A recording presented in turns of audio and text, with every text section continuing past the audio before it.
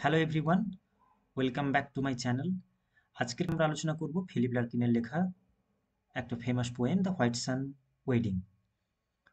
এই Whitsun ওয়েডিংয়ের line by line analysis শুরু করার আগে আমরা পোয়েট ফিলিপ লার্কিনের সম্পর্কে বা তার বায়োগ্রাফির সম্পর্কে কিছু ইম্পর্টেন্ট ইনফরমেশন জেনে নেব। ফিলিপ লার্কিন, যিনি জন্মগ্রহণ করেন 1922 সালের 9ই আগস্ট, তিনি একদিকে ছিলেন পোয়েট, নভেলিস্ট এবং অন্যদিকে তিনি ছিলেন একজন ফেমাস লাইব্রেরিয়ান। 1955 সালে তিনি ইউনিভার্সিটি অফ দ্য হলে অ্যাজ এ লাইব্রেরিয়ান হিসেবে নিযুক্ত হন।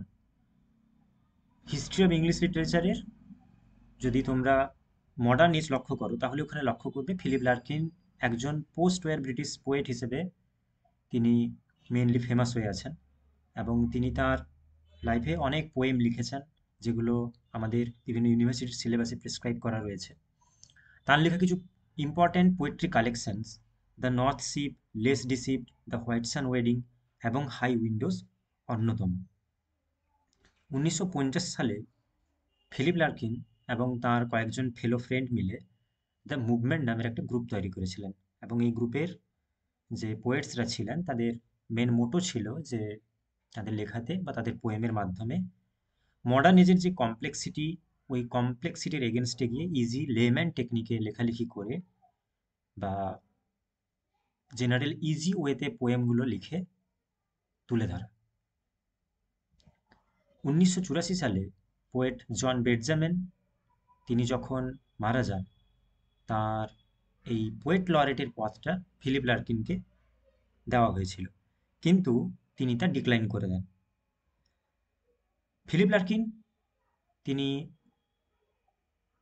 ফেমাস ছিলেন মেনলি পোয়েট্রি লেখার জন্য বা তার পোয়েট্রি কালেকশনের জন্যই তিনি মেনলি ফেমাস ছিলেন। এছাড়াও কিছু নভেলও তিনি কিন্তু লিখে গেছেন, যেমন the Jill, girl in winter. এই সমস্ত নভেল কিন্তু ফিলিপ লার্কিনের ইম্পর্ট্যান্ট পোয়েট্রি কালেকশন, ইম্পর্ট্যান্ট নভেলের মধ্যে অন্যতম। 1985 সালের 2 ডিসেম্বর ফিলিপ লার্কিন ক্যান্সার রোগে আক্রান্ত হয়ে মারা যান। এরপরে আমরা একটু পোয়েমের সম্পর্কে দু চার কথা জেনে নেব। তো আজকের যে পোয়েম আমরা আলোচনা করব তা হচ্ছে দ্য হোয়াইট সান ওয়েডিং। তোমরা নিশ্চয়ই টাইটেলটা জানো এবং এই টাইটেলের পেছনে কিছু ইম্পর্ট্যান্ট ব্যাকগ্রাউন্ড রয়েছে, আমরা তা জানব। তার আগে দেখো 1964 সালে এই পোয়েম পাবলিশ হয়েছিল তার লেখা দ্য হোয়াইট সান ওয়েডিং বলে যে পোয়েট্রি কালেকশনটা রয়েছে ওই পোয়েট্রি কালেকশনে। এই পোয়েম তোমরা যদি পড়ে থাকো তাহলে লক্ষ্য করবে টোটাল প্রত্যেকটা টোটাল 8টা স্ট্যাঞ্জা রয়েছে এবং প্রত্যেকটা স্ট্যাঞ্জার মধ্যে 10টা করে লাইন রয়েছে, অর্থাৎ 10টা লাইন নিয়ে এক একটা করে স্ট্যাঞ্জা, এইভাবে 8খানা স্ট্যাঞ্জা এই পোয়েমের মধ্যে রয়েছে এবং এটা ফিলিপ লার্কিনের লেখা one of the longest poems হিসেবে কনসিডার করা হচ্ছে। এই রাইমিং স্কিম যেটা রয়েছে ওটা এবি এবি, সিডি, ইসি এবং ডিই, এই রাইমিং স্কিমে লেখা। জন কিটসের লেখা বিভিন্ন ওডসগুলো, যে সমস্ত তার ফেমাস যে 7খানা ওডস রয়েছে, ওই ওডসের মধ্যে তিনি এই রকম রাইমিং স্কিম ইউজ করেছেন। এবং এই পোয়েমের মেন বিষয়বস্তু হচ্ছে ফিলিপ লার্কিন যখন তিনি ট্রেনে বসে আছেন এবং অর্থাৎ স্টেশনে কিংস্টন আপন হল স্টেশনে তিনি যখন বসে আছেন, সেখান থেকে তিনি যখন লন্ডনের উদ্দেশ্যে রওনা দেবেন বা রওনা দিয়েছেন, ওই রওনা দেওয়ার পথে তিনি ইংল্যান্ডের কান্ট্রি সাইডে কী কী দেখছেন এবং সেইগুলো তিনি এই পোয়েমের মাধ্যমে বর্ণনা করেছেন। তাহলে এও ছিল একটি ছোট্ট ডেসক্রিপশন এই পোয়েমের সম্পর্কে। এবার সোজা একদম পোয়েমের মেন আলোচনায় চলে যাওয়া যাক। The Whitsun wedding. Whitsun কথার অর্থ হচ্ছে গিয়ে খ্রিশ্চানিটিতে ইস্টার একটি গুরুত্বপূর্ণ হোলি ফেস্টিভ্যাল হিসেবে খ্রিশ্চানরা মনে করেন এবং এই ইস্টারের ঠিক 49 ডেজের পরেই, মানে 49 দিন পরে যে 7th সানডে আসে, ওই দিনটাকে আমরা হোয়াইট সানডে হিসেবে জানি। তো এই হোয়াইট সানডের দিন ইংল্যান্ডে ওই সময় প্রচুর পরিমাণে বিয়ে হতো। তার কারণ হচ্ছে ওই সময়ে ইউকে গভর্নমেন্ট ম্যারেজের উপরে কিছু ট্যাক্স চালু করেছিল। এই ট্যাক্স থেকে বাঁচার জন্য বা এই ট্যাক্স থেকে কনসেশন পাওয়ার জন্য মেইনলি কাপল যারা থাকতো ওরা হোয়াইট সানডেটাকেই তাদের ওয়েডিং ডে হিসেবে বেছে নিতেন। তার কারণ এই দিনে বিয়েটা হলে সাধারণত তাদেরকে ট্যাক্সটা দিতে হতো না বা কিছু পরিমাণ ট্যাক্স কম দিতে হতো। তো আহ, এইরকম একটা দিনে, যেদিন হোয়াইট সানডে বা হোয়াইট সানডে রয়েছে, তার আগের দিন ফিলিপ লার্কিন তিনি ইংল্যান্ডের কিংস্টন আপন হল স্টেশন থেকে লন্ডনের উদ্দেশ্যে যাত্রা করবেন, এবং সেই যাত্রাপথে তিনি কি কি দেখছেন বা দেখবেন তা আমরা এই পোয়েমে দেখব। পোয়েম শুরু হচ্ছে এরকম ভাবে: that Whitsun I was late getting away, not till about 1:20 on the sunlit Saturday. অর্থাৎ ওই হোয়াইট সানের দিন আমি এমনিতেই একটু দেরি করে বেরিয়েছিলাম। Not till about 1:20 on the sunlit Saturday, অর্থাৎ 1:20 না বাজা পর্যন্ত শনিবারের ওই ভর দুপুরে আমাদের ট্রেনটা কিন্তু ছাড়লো না। Did my 3/4 empty train pull out, all windows down, all cushions hot, all sense of hurry being in a hurry gone. অর্থাৎ আমার ট্রেনটার প্রায় বেশিরভাগ অংশই ফাঁকা ছিল, আর গরমের কারণে, অর্থাৎ যেহেতু শনিবারের ওই ভর দুপুরেই আমাদের যাত্রাটা শুরু হয়েছিল, তখন প্রচণ্ড গরম ছিল, আর ওই গরমের কারণে সমস্ত জানালাগুলা খোলা ছিল। অল কুশনস হাট, এবং ট্রেনের যে সিটগুলো ওইগুলো ওই গরমের কারণে প্রচুর পরিমাণে গরম হয়ে গেছে। All sense of being in a hurry gone, এবং সমস্ত ধরনের আমাদের মধ্যে যে তাড়াহুড়োর ব্যাপারটা ছিল, সেই তাড়াহুড়ো কিন্তু এখন আর নেই। অর্থাৎ সকলে এখন প্রায় এই গরমের কারণে পরিশ্রান্ত হয়ে পড়েছে। We ran behind the back of houses, অর্থাৎ চারপাশের ঘর বাড়িগুলোর পেছন দিক দিয়ে আমাদের ট্রেনটা ঠিক চলে যাচ্ছিল। অর্থাৎ আমরা যে ট্রেনের লাইন দিয়ে যাচ্ছিলাম তার দুপাশে ঘরের পেছনের দিকগুলো আমরা দেখতে পাচ্ছিলাম। Crossed a street of blinding windscreen, এছাড়াও কিছু স্ট্রিট আমরা বের করে আসছিলাম যেখানে তার পাশাপাশি থাকা ঘরগুলো, যেগুলোর এই যে উইন্ডস্ক্রিন, তার মানে তার যে জানালাগুলো ওগুলো বন্ধ ছিল, এবং ওই জানালা থেকে সূর্যের আলোর রিফ্লেকশনগুলো আমাদের দিকে, ওই যে ব্লাইন্ডিং উইন্ডস্ক্রিন অর্থাৎ চোখ ধাঁধানো রিফ্লেকশন আমাদের দিকে আসছিল। স্মেল দ্য ফিশ ডক, এবং সেই সাথে সাথে কিছু মাছের যে ডক অর্থাৎ ফিশ ডককেও আমরা বের করে আসছিলাম। অর্থাৎ ট্রেনটা অলরেডি চলা শুরু করেছে, এবং ধীরে ধীরে একের পর এক স্ট্রিট, জায়গা, ঘরবাড়ি, হ্যাঁ, বিভিন্ন প্লেস অতিক্রম করে ট্রেনটা এগিয়ে চলেছে লন্ডনের উদ্দেশ্যে। Thence the river's level drifting breadth began, এবং এরপরেই ওই ট্রেনের লাইনের সাথে সাথে যে তার পাশে, ট্রেন লাইনের পাশে চলা যে নদীটা, একটা নদী চলছিল, এবং সেই নদীর আহ, তার যে তার যে দৈর্ঘ্য, প্রস্থ, ওই প্রস্থটা ধীরে ধীরে বাড়া শুরু করলো। Where sky and Lincolnshire and water meet, এবং এইরকম ভাবেই চলতে চলতে এমন একটা জায়গা দেখে মনে হচ্ছে যে এবারে স্কাই অর্থাৎ আকাশ, লিঙ্কন শায়ার মানে লিঙ্কন শায়ার ওই শহরটা, এবং যে নদীর জল, একটা দূর থেকে যেরকম দেখা মনে হচ্ছে যেন পুরো একসাথে মিলে গেছে। তো এখানে পোয়েট একটা সিনিক মানে অ্যাটমসফিয়ারের কথা তিনি আলোচনা করেছেন বা ডেসক্রাইব করেছেন। এবং এই স্টার্টিংটা তোমরা যদি লক্ষ্য করো তাহলে দেখবে একটা ঠিক একটা ডায়েরি লেখা যেরকম শুরু হয়, ঠিক একই রকমভাবে একটা সুন্দর সেটিংয়ের মারফতে একটা মানে যে ইংল্যান্ডের বা লন্ডনের স্টেশনের একটা টাইমের মাধ্যমে, একটা সেটিং, টাইম অ্যান্ড স্পেসের মাধ্যমে পোয়েট ফিলিপ লার্কিন তিনি তার স্টার্টিংটা শুরু করেছেন, এবং ধীরে ধীরে তিনি যতই লন্ডনের দিকে অগ্রসর হচ্ছেন, ধীরে ধীরে তিনি ওই ডেসক্রিপশনটাকে আরো খুব সুন্দর করে ফুটিয়ে তোলার চেষ্টা করছেন। তার যে পরের স্ট্যান্ডায় বলছে: all afternoon through the tall heat that slept for miles inland, a slow and stopping curve southwards we kept. তাহলে সমগ্র দুপুর ধরে বা পুরো দুপুরটা ধরেই আমাদের এই ট্রেনটা বা এই যে tall heat, through the tall heat that slept for miles inland, অর্থাৎ ওই ইনল্যান্ড বলতে এখানে স্থলের কথা বলা হচ্ছে, মানে সমগ্র দুপুরটা ধরে আমাদের ট্রেনটা কিন্তু একদম এই গরমের ভেতর দিয়ে, এই প্রচণ্ড দাবদাহের মধ্য দিয়ে একদম সোজা চলতে থাকলো, চলছিল। আর স্লো অ্যান্ড স্টপিং কার্ভ, এবং তারপরেই এটা একটা কিছুটা ধীরে ধীরে একটু এর গতিটাকে থামালো, এবং একটা দক্ষিণ দিকে একটা ছোট্ট একটা হালকা বাঁক নিয়ে আমাদের ট্রেনটা একটা বাঁক নিল। অর্থাৎ ট্রেনটা এতক্ষণ পর্যন্ত ওই সমস্ত শহর, ঘর বাড়ি, স্ট্রিট, জানলাপত্র ছেড়ে ওই গ্রাম, ওই যে লন্ডনের আহ, যে পার্শ্ববর্তী এলাকা ওইসব ছেড়ে বেরিয়ে এসে বর্তমানে ট্রেনটা এখন অনেকটা চলে এসছে ওই ভর দুপুরে ট্রেনটা অনেকটা রানিং করার পর এইবারে একটা স্লো হয়ে, অর্থাৎ ট্রেনের স্পিডটা একটু কমে গিয়ে ট্রেনটা দক্ষিণ দিকে বাঁকলো। হোয়াইট ফার্মস ওয়েন্ট বাই, এবং আমরা ওই যাত্রাপথে পাশে দেখতে পাচ্ছিলাম যে বড় বড় ফার্ম যেগুলো রয়েছে ওইগুলো পাশ কাটিয়ে যাচ্ছে। শর্ট শ্যাডোড ক্যাটল, ছোট্ট ছায়া পড়ছে। ক্যাটেল অর্থাৎ যে গবাদি পশুগুলো মাসে ওই ফার্মে ঘোরাঘুরি করছিল তাদের শ্যাডোটা পড়ছে। আচ্ছা, এই শ্যাডোটাকে শর্ট কেন বলা হচ্ছে তার কারণ তার কারণ হচ্ছে দুপুরবেলা সূর্য যখন এবং মাথার উপরে থাকে তখন কিন্তু আমাদের ছায়াটা নিচে খুব ছোট হয়ে পড়ে, তাই এখানে শর্ট শ্যাডোড বলা হয়েছে। অর্থাৎ ক্যাটেলদের যে ছায়াটা পড়ছিল ওটা ছিল শর্ট শ্যাডো, খুব ছোট, একদম সূর্য তখন খুব একদম উপরে রয়েছে মাথার উপরে, এই কারণে। And canals with floating of industrial fourth, এবং সেই সাথে আমরা যে রাস্তা ক্রস করছিলাম বা রাস্তায় পেরিয়ে আসছিলাম, যে ব্রিজগুলো ছিল বা এই ব্রিজগুলোর নিচ থেকে যে ক্যানেলস বা খাল যেগুলো ছিল, ওই খাল থেকে ফোর্থ ইন্ডাস্ট্রিয়াল ফোর্থ কথার অর্থ হচ্ছে গিয়ে যে ইন্ডাস্ট্রিয়াল টক্সিক মেটেরিয়ালস, ওকে, দূষিত পদার্থ, অর্থাৎ কারখানার দূষিত পদার্থ, ওইগুলো বের হচ্ছিল। অর্থাৎ এই সমস্ত জায়গাগুলোকে পাশ কাটিয়ে আমাদের ট্রেনটা চলে আসছিল। এই হট হাউস ফ্ল্যাশড ইউনিকলি, এবং হঠাৎ করে একটা হট হাউস বলতে এখানে আমরা গ্রিন হাউস কিছু দেখতে পেয়েছিলাম। হেজেস ডিপ অ্যান্ড রোজ, তোমরা লক্ষ্য করবে ট্রেন জার্নি যখন করা হয় তখন যে দূরের যে গাছপালাগুলো রয়েছে ওগুলোকে দূর থেকে দেখলে এবং ট্রেনটা চলমান থাকলে মনে হবে যেন ওই গাছপালাগুলো উঠছে নামছে। And now and then a smell of grass displaced the reek of buttoned carriage cloth until the next town.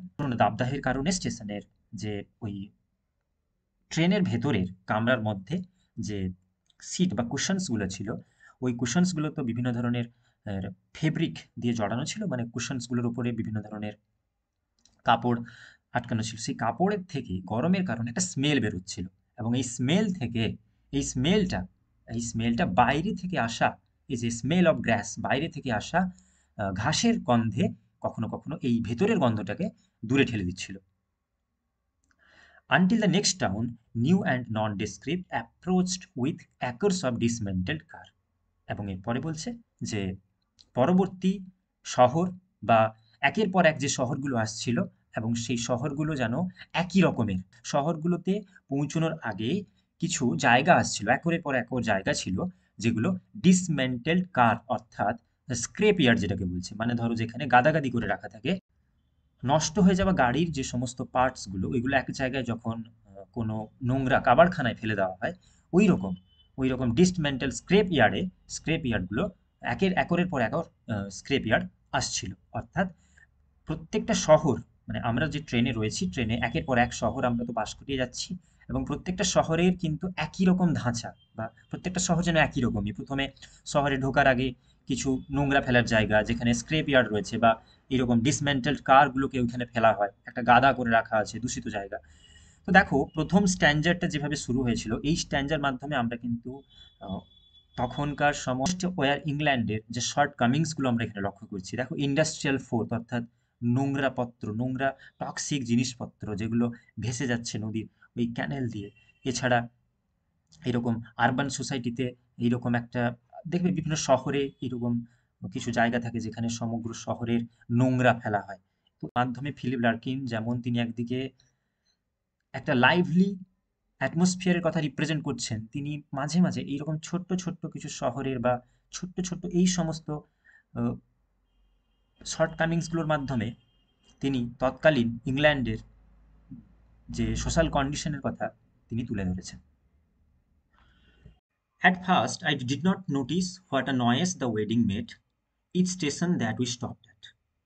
প্রত্যেকটা স্টেশনে যখন আমরা দাঁড়াচ্ছিলাম, বাইরে প্রচুর পরিমাণে চিৎকার চেঁচামেচি হচ্ছিল, এবং এটা কি কারণে হচ্ছিল আমি ওটা কখনোই লক্ষ্য করিনি। Sun destroys the interest of what's happening in the shade, এবং প্ল্যাটফর্মের ছায়ার নিচের কি হচ্ছিল বা কি হয়েছে তা জানার জন্য যে ইন্টারেস্টটা দরকার, তা এই প্রচুর গরমের কারণে ওই ইন্টারেস্টটা আমার ইতিমধ্যেই চলে গেছে। And down the long cool platforms, hoops and skulls, I took for porters lurking with the mails. এবং প্ল্যাটফর্মে যে প্রচুর পরিমাণে চিৎকার চেঁচামেচি হচ্ছিল, আমি তো তা প্রথমে ভেবেছিলাম হয়তো ওখানকার যে পটার্স যারা রয়েছে ওরা মেল যে সমস্ত চিঠিপত্র আছে ওইগুলো তারা হয়তো বহন করছে, বা ওইগুলো নিয়ে যাওয়ার কারণেই তাদের এই চেঁচামেচিটা ওইখান থেকেই আসছে। অ্যান্ড ওয়েন্ড অন রিডিং, এবং আমি আমার পড়া শুরু করেছিলাম। তাহলে এখানে এই লাইনের মাধ্যমে কবি বোঝাতে চাইছেন যে তিনি প্রথমের দিকে স্টেশনে যখন প্ল্যাটফর্মে এসে ট্রেনটা থামলো, তখন ওখানে প্রচুর পরিমাণে চেঁচামেচি হচ্ছিল। তার কারণ যে সমস্ত ওয়েডিং কাপলস যারা রয়েছে এবং ওদের যে গেস্ট যারা রয়েছে, এবং ওরা তাদের নিজেদের মধ্যে কথা বলার কারণে স্বাভাবিকভাবে একটা প্রচুর পরিমাণে একটা শব্দ বা একটা ক্যাওটিক সিচুয়েশন অলরেডি প্ল্যাটফর্মের মধ্যে শুরু হয়েছে। এবার এইটা পোয়েট তিনি তো ট্রেনের মধ্যে বসে রয়েছেন এবং তিনি ভেতর থেকে তিনি মনে করছেন যে হতে পারে বাইরে হয়তো কোনো কুলি যারা ওই মেল বা চিঠিপত্র বহন করছে, তার কারণেই ওদের ওদের জন্যই এই এত চেঁচামেচির কারণ। অর্থাৎ তিনি বাইরে কি হচ্ছে না হচ্ছে তার কিন্তু কোনো ভ্রুক্ষেপ ছিল না প্রথমের দিকে। এবং এইটা ভেবে তিনি তার যে পড়াশোনা বা তিনি তার পড়াটা চালিয়ে গেলেন। Once we started, through we passed them, grinning and pomaded girls in parodies of fashion, heels and veils, all posed irresolutely watching us go. এবারে আমাদের ট্রেনটা অলরেডি প্ল্যাটফর্ম থেকে ছেড়ে দিয়েছে, আমরা চলা শুরু করেছি। তখন ওই পাশে দাঁড়িয়ে থাকা মেয়েরা, যারা বিভিন্ন ধরনের সাজসজ্জা পরে, বিভিন্ন ধরনের তারা হিলস এবং ভেলস এইগুলো পরে আহ, তারা বিদায় জানাচ্ছে, অর্থাৎ প্ল্যাটফর্মে দাঁড়িয়ে এসে এবং তারা হেসে বিদায় জানাচ্ছে আমাদেরকে। এবং তাদেরকে দেখে মনে হচ্ছিল যে তারা যেন বর্তমান কন্টেম্পোরারি সোসাইটির একটা ক্যারিকেচার, অর্থাৎ ঠিক পুতুলের মতো তারা পোজ দিচ্ছিল এবং আমাদেরকে যেতে দেখেছিল। তাহলে এই স্ট্যান্জার মধ্যে আহ, আমরা বুঝতে পারছি যে পোয়েট তিনি বোঝাতে চাইছেন, বা বিয়ে পরবর্তী একটা সিচুয়েশনকে তিনি ক্রিটিসাইজ করে তিনি সেই সময় দেখাতে চেয়েছেন। তিনি বলছেন যে যে সমস্ত ওয়েডিং কাপলস যারা ট্রেনে উঠে পড়লো, তাদেরকে বিদায় জানানোর জন্য তাদের যে আত্মীয়রা এসেছিল ওই প্ল্যাটফর্মে, তারা প্ল্যাটফর্মে আমাদের ট্রেনটা ছেড়ে দেওয়ার পর তারা প্ল্যাটফর্মে থেকে আমাদেরকে ধীরে ধীরে বিদায় জানাচ্ছিল। এবং তাদের সাজসজ্জার উপরে এখানে মেনলি তিনি কিন্তু একটা ছোট্ট করে একটু ক্রিটিসাইজ করেছেন। যেমন তিনি বলতে চাইছেন যারা বিদায় জানাতে এসেছিল, যে সমস্ত মেয়েরা, তারা হাসছিল।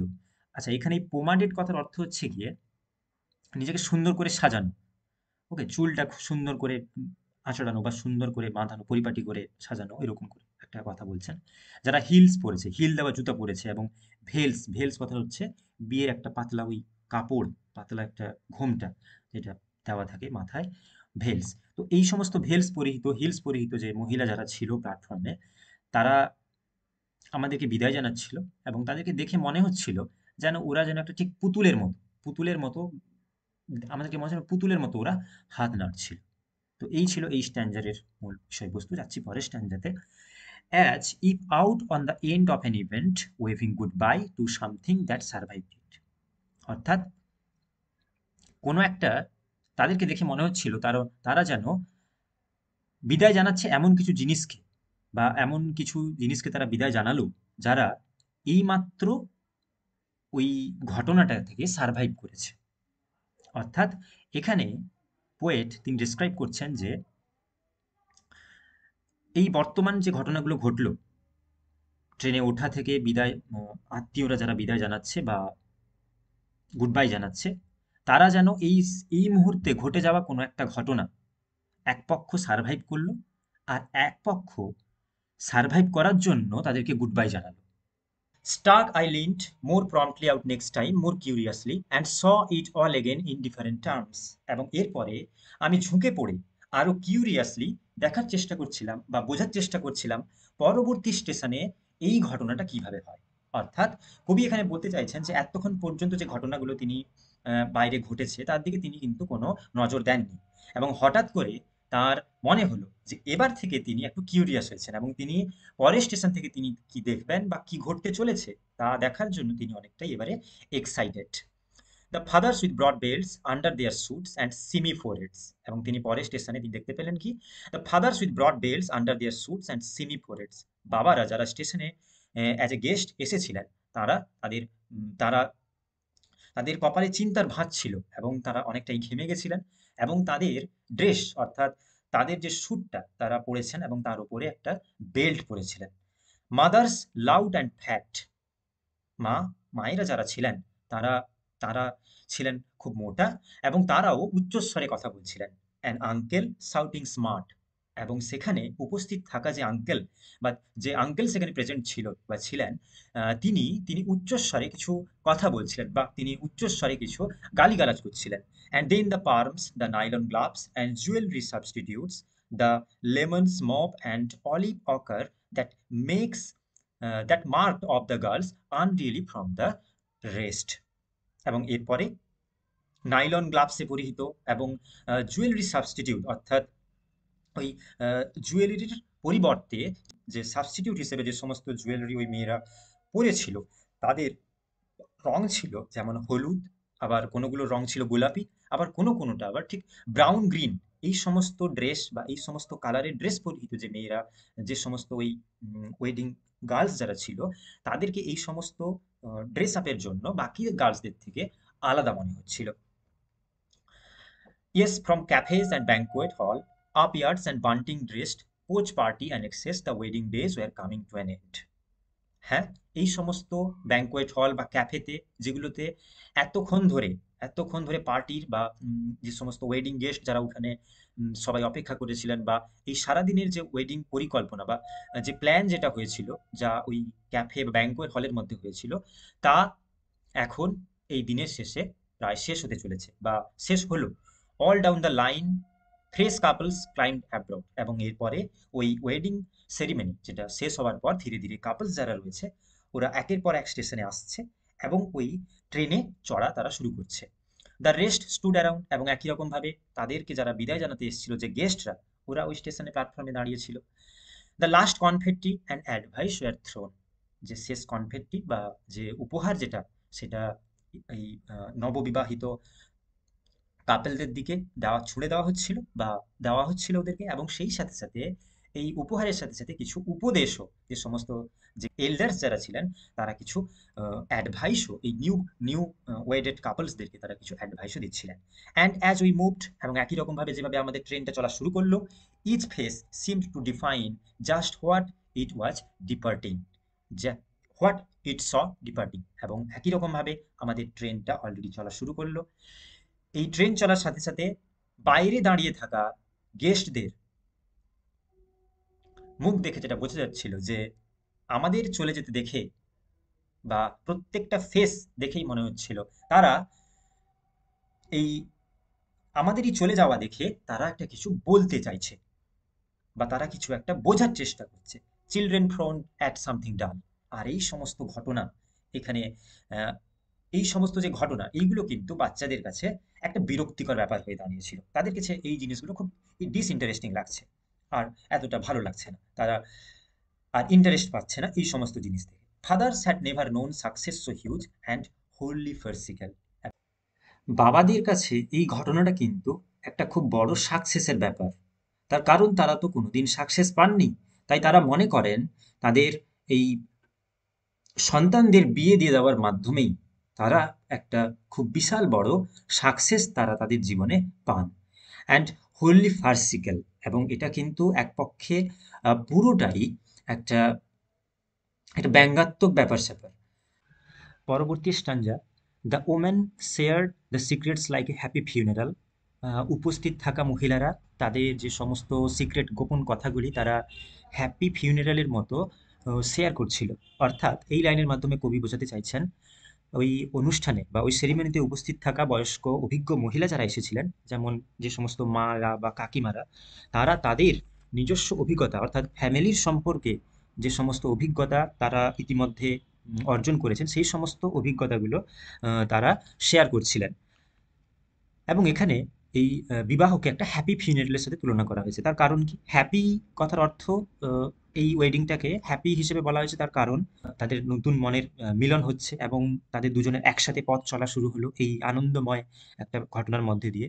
এবং একই দিকে ফিউনারাল অর্থাৎ অন্ত্যেষ্টিক্রিয়া, এবং ফিউনারালও বলা হচ্ছে এই ওয়েডিংকে। তার কারণ এই ম্যারেজের মাধ্যমেই কিন্তু আমরা একদিক থেকে বলতে পারি যে এই ম্যারেজের মাধ্যমেই কিন্তু কোনো কিছু ঘটনার একটা শেষ হচ্ছে বা something is going to be ending. তার কারণ কি? যদি আমরা দেখি তাহলে লক্ষ্য করব যে ব্রাইড অর্থাৎ তার বাবা মার কাছে যে ছোট কাল থেকে এতদিন বড় হওয়া, তা এইবারেই শেষ হলো এবং এখন থেকে একটা নতুন জীবন নতুনভাবে শুরু করা, তার যে গার্লহুড সেটাও ইতিমধ্যে শেষ হলো এবং এখন থেকে সে একজন ফ্যামিলির একজন মেম্বার এবং তার বার্ডেন বা ফ্যামিলি প্রেশারের শুরু।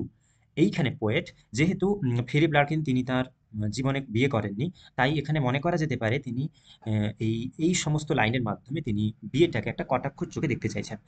হোয়াইল গার্লস গ্রিপিং দেয়ার হ্যান্ডব্যাগস টাইটার, এবং স্টেশনের প্ল্যাটফর্মে দাঁড়িয়ে থাকা অবিবাহিত যে সমস্ত মেয়েরা যারা বিদায় জানাতে এসেছিল, তারা এই সমস্ত ঘটনা শুনে তারা আশঙ্কায় অর্থাৎ আপকামিং তাদের জীবনে কি ঘটতে চলেছে এই ঘটনার কথা ভেবে তাদের হাতে ধরে রাখা হ্যান্ডব্যাগগুলোকে জোরে করে ধরে রাখতে থাকলো। And stared at a religious wounding, এবং তারা ভেতরের রিলিজিয়াস উন্ডিং এর দিকে তাকিয়ে রয়েছে। তার মানে কি, এখানে ওই স্টেশনে দাঁড়িয়ে থাকা অবিবাহিত মহিলারা যখন তাদের ওই বয়স্ক মহিলাদের কাছ থেকে ফ্যামিলির বা আপকামিং প্রেশারের সম্পর্কে তারা যখন ওই সমস্ত ঘটনাগুলো শুনতে পেল, তারা ইতিমধ্যে ভয়ে হাত ব্যাগগুলো চেপে ধরেছিল, এবং সেই সাথে তারা ভেতরে বসে থাকা, অর্থাৎ ভেতরে ট্রেনের মধ্যে বসে থাকা নববিবাহিতকে দেখে তাদের দিকে তাকিয়েছিল, অর্থাৎ স্টেয়ার্ড অ্যাট এ রিলিজিয়াস উন্ডিং। ওই ভেতরে বসে থাকা পবিত্র যে উন্ডিং, ক্ষতর দিকে তাকিয়েছিল। পবিত্র ক্ষত বলতে এখানে আমরা ওই ভেতরে বসে থাকা কাপলদেরকেই ধরে নিলাম। রিলিজিয়াস উন্ডিং কথার অর্থ কি? এখানে এই রিলিজিয়াস উন্ডিং এর মাধ্যমে পোয়েট ফিলিপ লার্কিন বোঝাতে চেয়েছেন যে ওয়েডিং হচ্ছে একটা রিলিজিয়াস সেরিমনি আমরা বলতে পারি, এবং সেই সাথে সাথে ওয়েডিং হচ্ছে একটা স্পিরিচুয়াল সেরিমনি, কারণ বিয়ে সাধারণত টেম্পল বা চার্চ বা বিভিন্ন অনেক গড বা গডেসের সামনে মেনলি ওইসব হোলি প্লেসে সাধারণত কন্ডাক্ট করা হয়ে থাকে। তো এই জন্য ওয়েডিং হচ্ছে একটা রিলিজিয়াস সেরিমনি। আর উন্ডিং, উন্ডিং কথার অর্থ ক্ষত, এবং এখানে এই উন্ডিং কথাটি কিন্তু আমরা ব্রাইডের ক্ষেত্রেই ধরে নিতে পারি।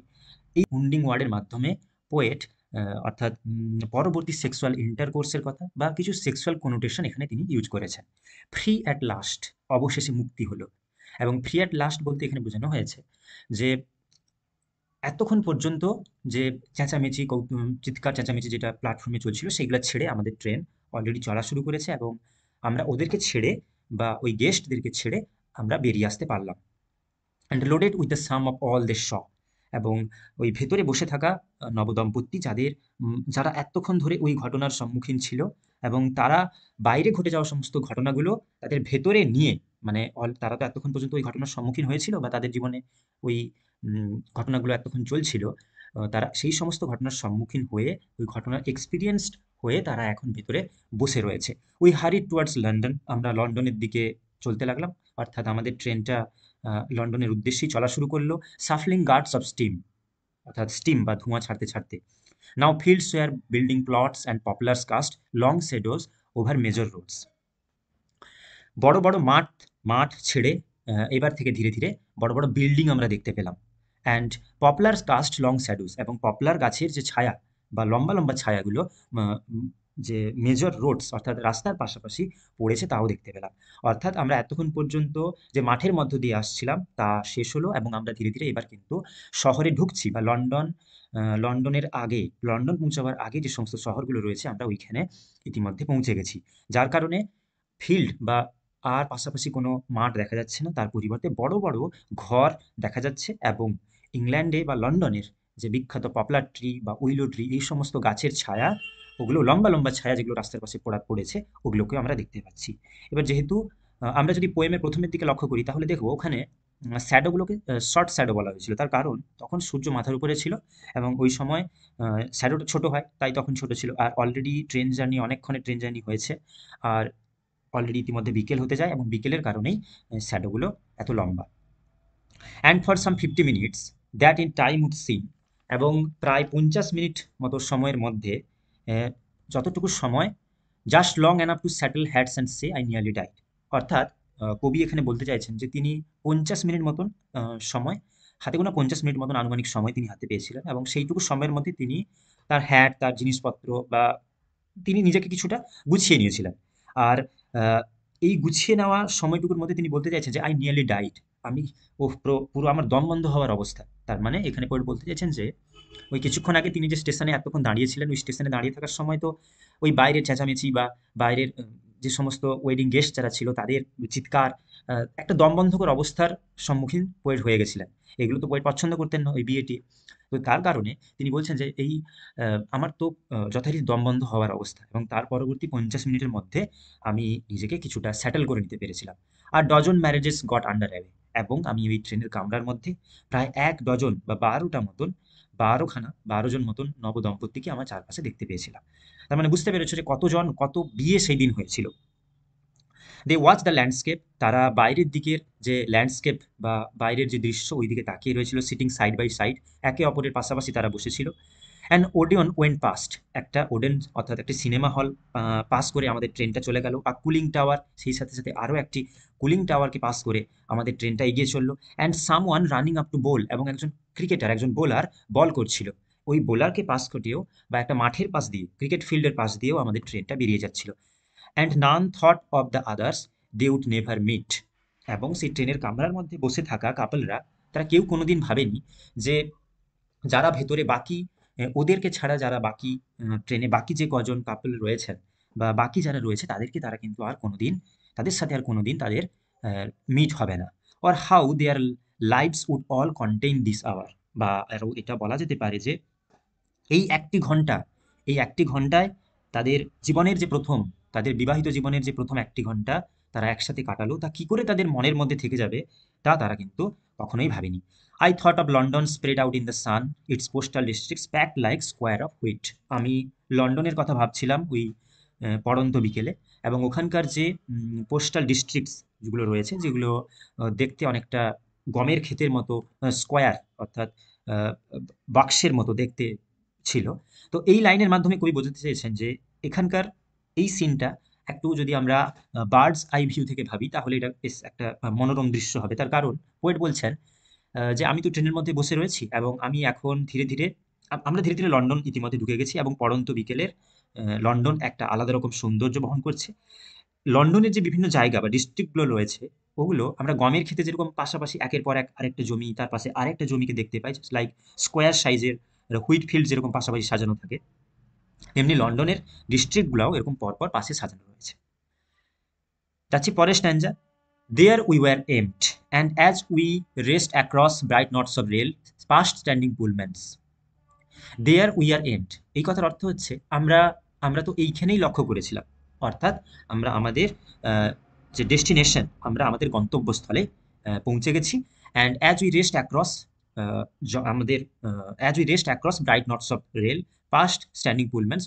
তো আমরা আমাদের ট্রেনটি চলতে চলতে বা স্টেশনে ঢুকতে ঢুকতে পাশে দাঁড়িয়ে থাকা পুলম্যানস, পুলম্যান হচ্ছে একটা কোম্পানি, এবং ওই কোম্পানির যে সমস্ত ট্রেন ইঞ্জিনগুলো দাঁড়িয়ে ছিল তাদেরকে ক্রস করে আমাদের ট্রেনটা একটু এগিয়ে গেল বা এগিয়ে গিয়ে হয়তো থামবে বা থামলো।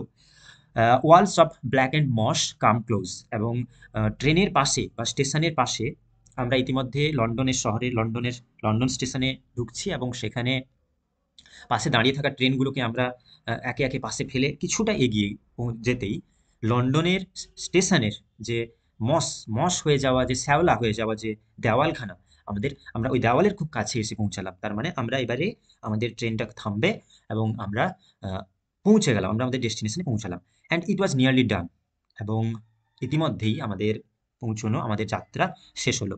দিস ফ্রেইল ট্রাভেলিং কোইন্সিডেন্স, এই অল্পস্থায়ী এই অল্পস্থায়ী আমাদের যাত্রার আমরা অন্তিম পর্যায়ে এসে পৌঁছেছি। And what it held stood ready to be loosed with all the power that being changed can give.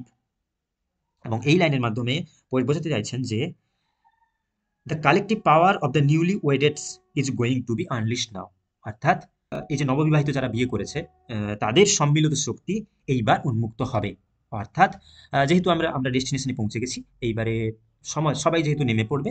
এখানে পোয়েট এটা একটা এখানে তিনি একটা ইমেজারি ইউজ করছেন যে সবাই যখন একত্রে নেমে পড়বে, তাই যেহেতু মেজরিটি অফ দ্য পিপল এখানে কাপল, তাই মনে করা হচ্ছে যে তাদের যে একটা শক্তি, নববিবাহিত নববিবাহিত কাপলদের যে সম্মিলিত শক্তি, অর্থাৎ তারা একত্রে, তারা একটা শক্তির মতো, একটা প্রবাহের মতো ধীরে ধীরে এখানে ট্রেন থেকে নেমে যাবে। উই স্লোড এগেইন, আমাদের ট্রেনটা এইবারে একটা আরো ধীর হয়ে গিয়ে থেমে গেল। And as the tightened brakes took hold, এবং তারপরে যখন ট্রেনটা তার ব্রেক কষলো, ব্রেক কষে থামলো, দে আর সোয়েলড আ সেন্স অফ ফলিং, এবং তারপরেই যেন কোনো কিছু পড়ে যাবার মতন মনে হলো। অর্থাৎ সবাই যেন হুড়মুড় করে নেমে পড়তে থাকলো। Like an arrow shower sent out of sight somewhere becoming rain, যেমনটা ঠিক তীরের বৃষ্টি যেমন হয়, তেমনি কোনো এক অন্য জায়গায় গিয়ে ঠিক বৃষ্টির মতো তারা যেন ঝরে পড়লো। এখানে এই লাইনের মাধ্যমে কবি বোঝাতে চেয়েছেন যে যুদ্ধক্ষেত্রে লক্ষ্য করে থাকবো যে যখন তীরের বৃষ্টি হয় বা তীরগুলো যখন একসাথে অনেক তীর এসে পড়ে, ঠিক তেমনি এখানে এই নববিবাহিত দম্পতি যারা ছিলেন তারা আমাদের লন্ডন স্টেশনে পৌঁছানোর পরে হুড়মুড়িয়ে সকলে নেমে পড়ছিলেন। আর এই নেমে পড়াটাকে পোয়েট বলছেন যে অ্যারো শাওয়ার, তীরের বৃষ্টি যেমনটা হয় ঠিক এরাও তেমনি এরা তো সকলেই অন্য জায়গার, এদের বিয়ে হয়েছিল বা এদের ম্যারেজ সেরেমনিটা কন্ডাক্ট হয়েছিল আলাদা জায়গায়, বাট তারা এখানে বয়ে এসে বৃষ্টির মতো তারা, তীরের বৃষ্টির মতো তারা এই জায়গাতে লন্ডনে এসে তারা ঝরে পড়লো। তো এইরকম একটা ইমেজারির মাধ্যমে আমাদের ওয়েডস অ্যান্ড ওয়েডিং পোয়েমটা শেষ হলো।